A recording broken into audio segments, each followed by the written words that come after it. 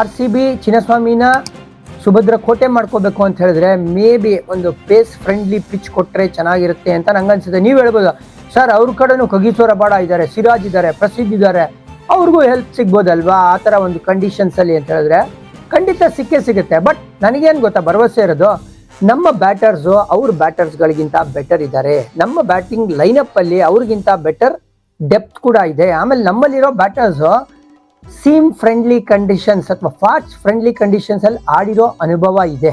ಏನಾದರೂ ಒಂದು weak point ಇದೆ ಈ GT ತಂಡದಲ್ಲಿ ಅಂತ ಹೇಳಿದ್ರೆ ಅದು ಈ ಮಿಡ್ಲ್ ಆರ್ಡರ್. ಶಾರುಖ್ ಖಾನ್ ಅಂತ ಏನು ಅದ್ಭುತ ಅಲ್ಲ, ತೆವಾತಿಯಾ ಇದ್ದಾರೆ. ತೆವಾತಿಯಾ ಎಲ್ಲ ನಿಮಗೆ ಕ್ಯಾಮಿಯೋ ಆಡೋ ಅಂತ ಒಬ್ಬ ಬ್ಯಾಟರು, ಯಾರು ಬಂದು ನಿಮಗೆ 60-70 ರನ್ ಹೊಡಿತಾರೆ ಅಂತ. ಸೊ ಇನ್ ಕೇಸ್ ಏನಾದ್ರು ನಾವು ಬೇಗ 3 ವಿಕೆಟ್ ತೆಗೆದುಬಿಟ್ವಿ ಅಂತ ಹೇಳಿದ್ರೆ ಗುರು ಅಲ್ಲಿ ಸಾಲಿಡ್ ಆಗಿ ರನ್ಸ್ ಮಾಡೋವಂಥ ಬ್ಯಾಟರ್ಗಳಿಲ್ಲ. 10-15 ಬಾಲಲ್ಲಿ ಒಂದು 30-35 ಹೊಡೆಯುವಂಥ ಬ್ಯಾಟರ್ಗಳಿದ್ದಾರೆ.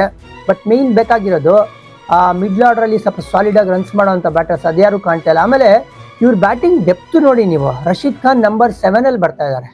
ನಂಬರ್ 7 ರಶೀದ್ ಖಾನ್ ಬರ್ತಾರೆ ಅಂತ ಹೇಳಿದ್ರೆ ಇಲ್ಲಿ ಅಷ್ಟೊಂದು ಡೆಪ್ತ್ ಇಲ್ಲ ಅಂತ ಕೂಡ ಕ್ಲಿಯರ್ ಕಟ್ ಆಗಿ ಅನಿಸ್ತಾ ಇದೆ. ಕಗಿಸೋ ರಬಾಡ ಅಟ್ ನಂಬರ್ 8 ಬಂದಿರೋದು.